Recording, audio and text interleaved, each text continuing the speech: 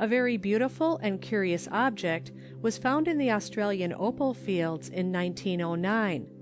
This is a reptilian skeleton resembling a small serpent that has become opalized by natural processes.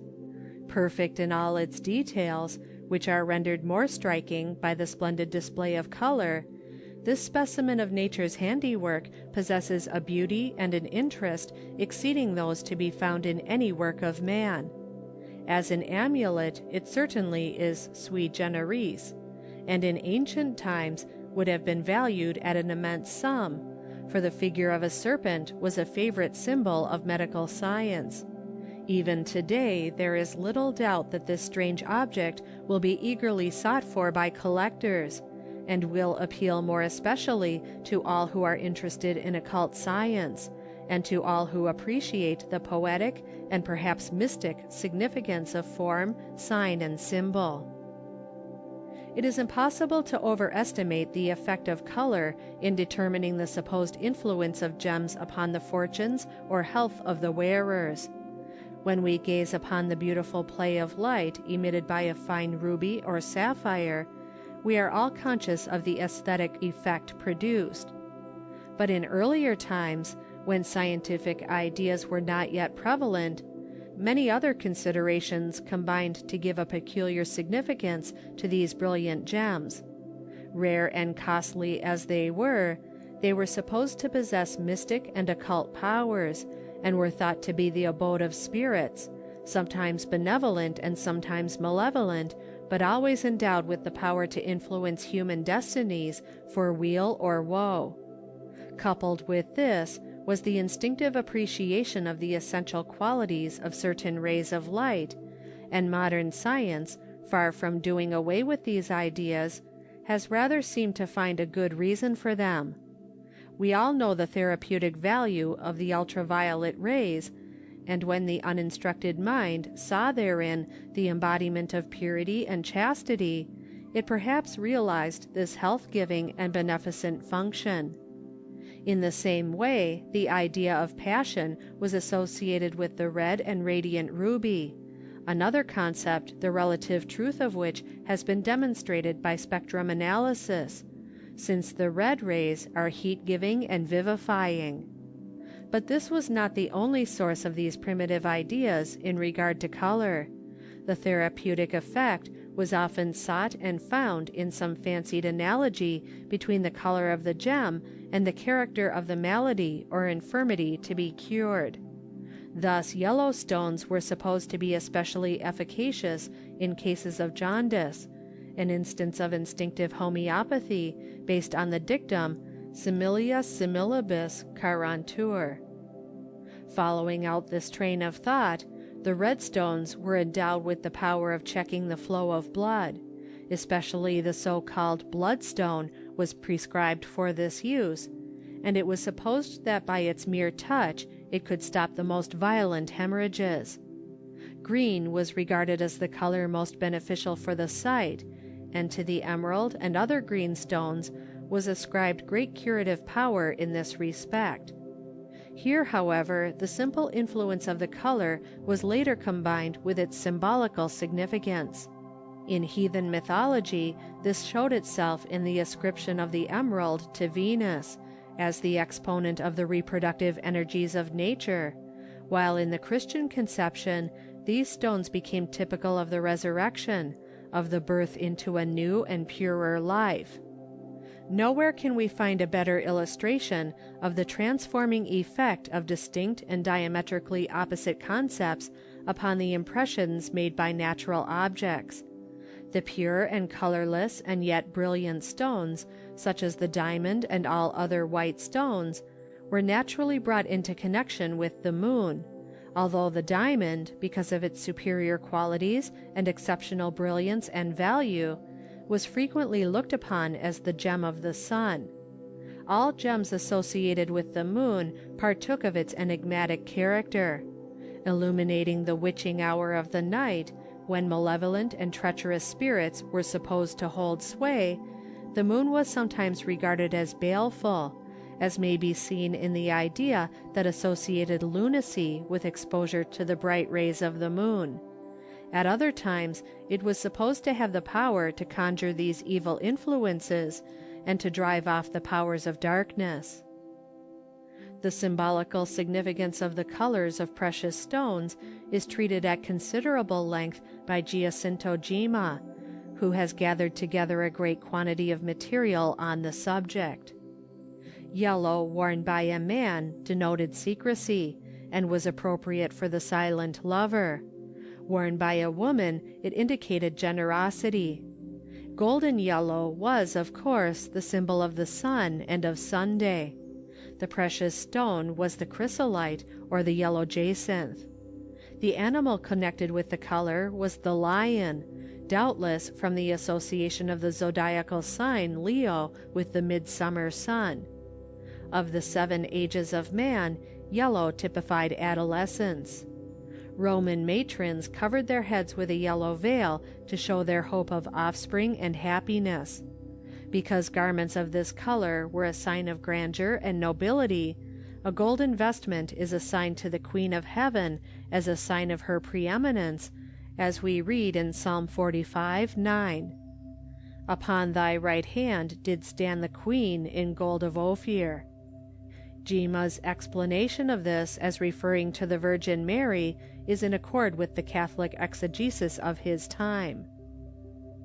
White signified for men friendship, religion, integrity; for women, contemplation, affability, and purity. It was associated with the moon and with Monday, and was represented by the pearl. The animal having an affinity with white was quite naturally the ermine. The mystic number was 7, and white was the color of infancy. Among the ancients, white was a sign of mourning and sadness, and the Greek matrons attired themselves in white on the death of their husbands.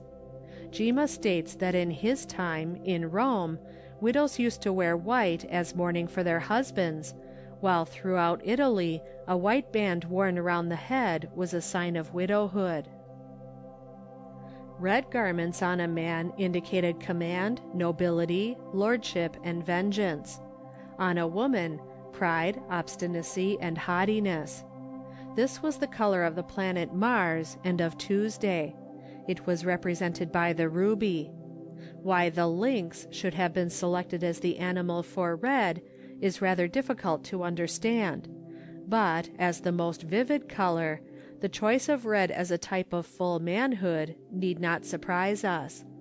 Its number was the potent 9, 3 multiplied by itself.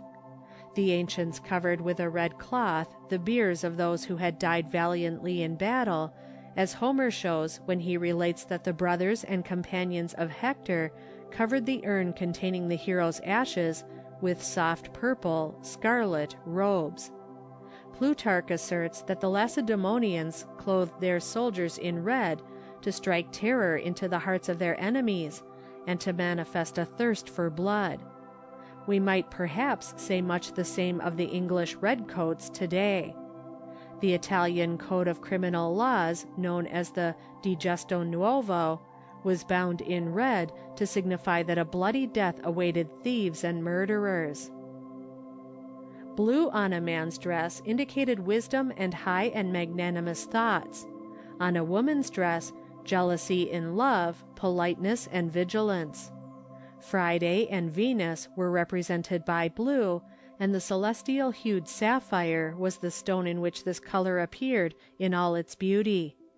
Blue was a fit symbol for the age of childhood, but it is less easy to understand the choice of the goat as the animal associated with the color.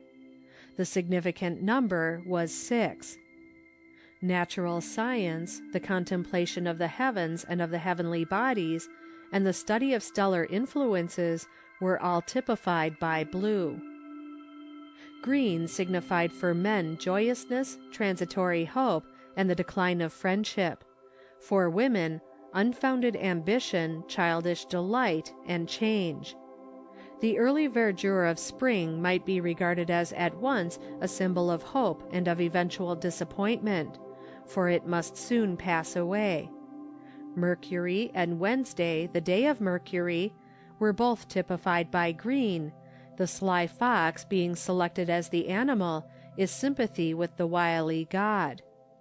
The typical green stone is the emerald.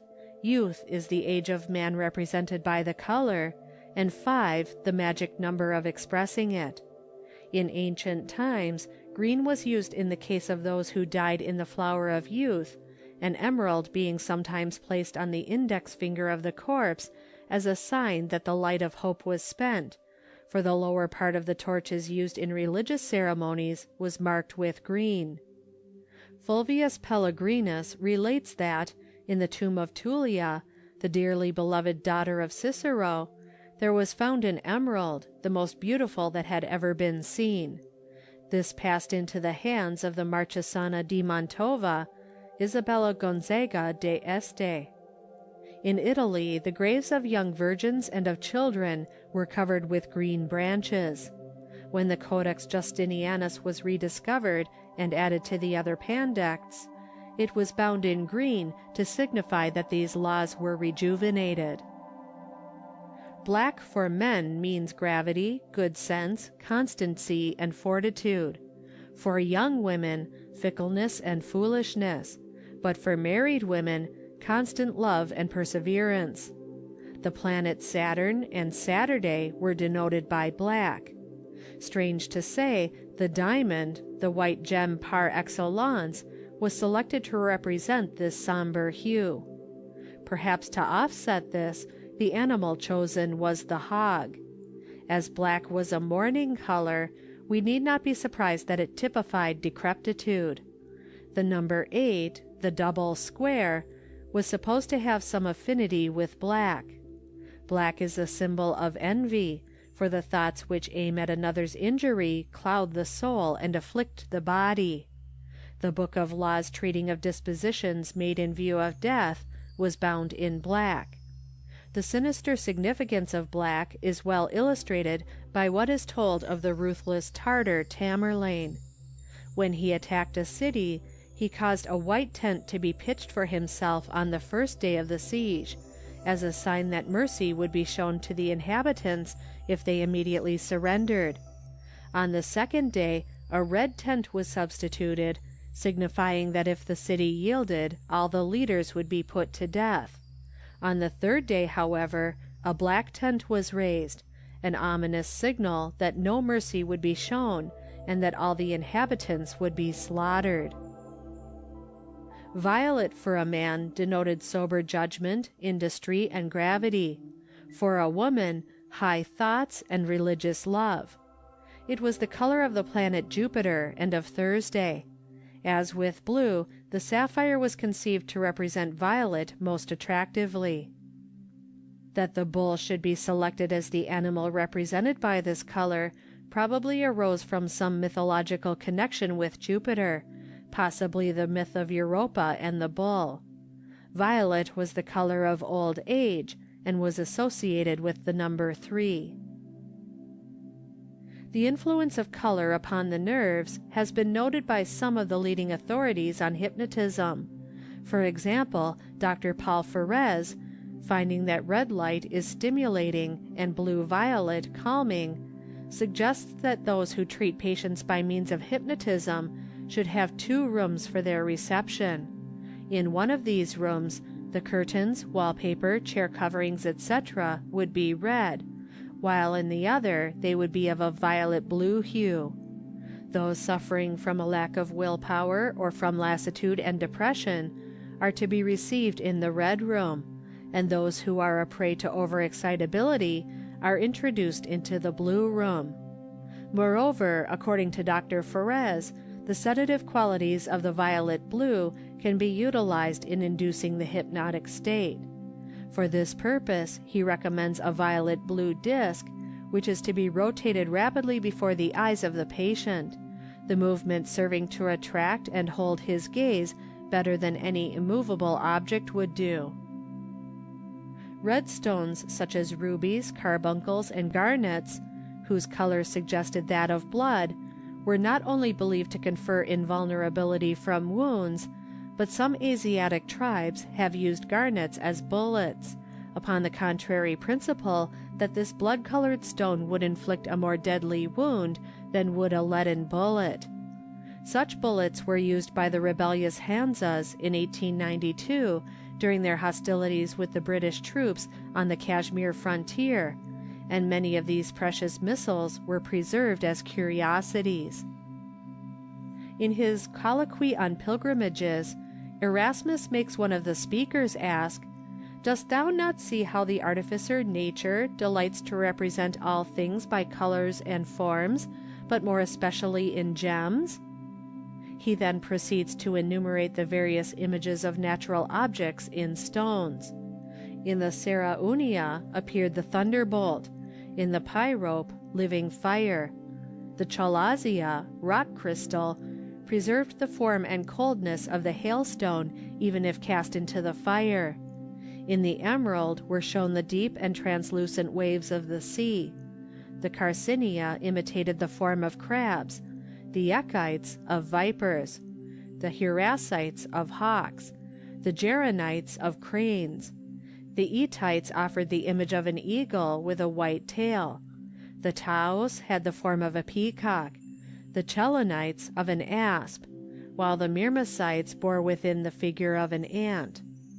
The stones bearing this latter name were probably specimens of amber containing ants.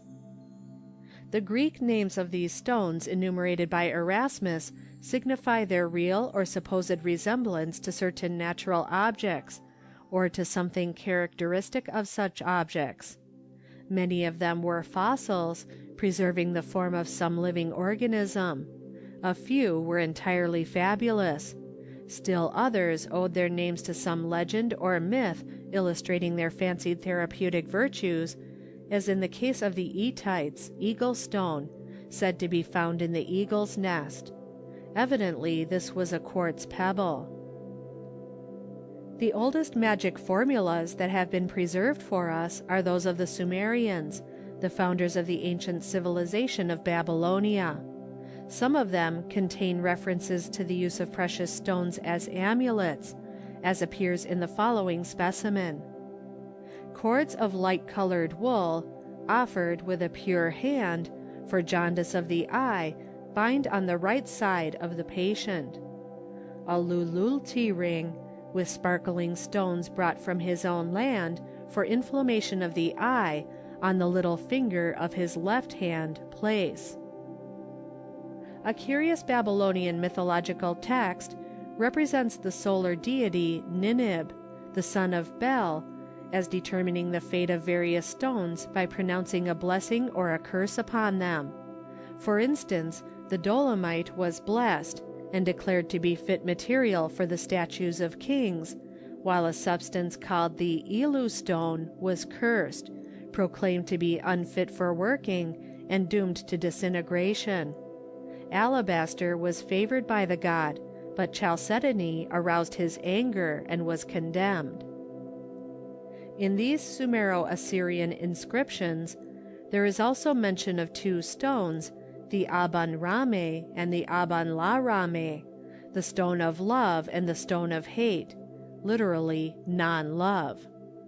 Evidently these stones were believed to excite one or other of these contradictory passions in the hearts of the wearers, and they may be compared with the stones of memory and forgetfulness in the Gesta Romanorum. In an ancient Egyptian burial place at Sheikh Abd el-Qurna, excavated by Pasalakwa, was found the mummy of a young woman. Not only was it evident from the rich ornaments adorning the body that she had been of noble birth, but it was also apparent that she must have been exceedingly beautiful in form and feature, and must have died in the flower of her age. The hair was artistically braided and adorned with 20 bronze hairpins. About her neck was a remarkably beautiful necklace composed of 4 rows of beads with numerous pendants representing divinities and sacred symbols. There were also 2 smaller necklaces with beads of gold, lapis lazuli, and carnelian.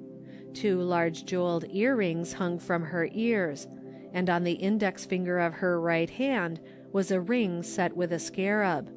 A gold belt, garnished with lapis lazuli and carnelians, was round about her waist, and a gold bracelet adorned with semi-precious stones encircled her left wrist.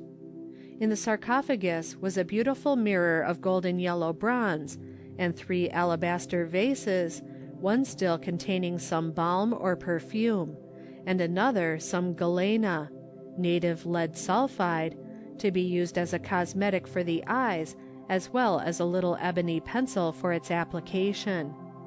All these objects are now in the Egyptian collection of the Berlin Museum, and they probably belong to the period of the 18th dynasty, about 1500 B.C. The principal necklace was undoubtedly regarded by the fair Egyptian as an amulet of great power, but it failed to protect her from an untimely end.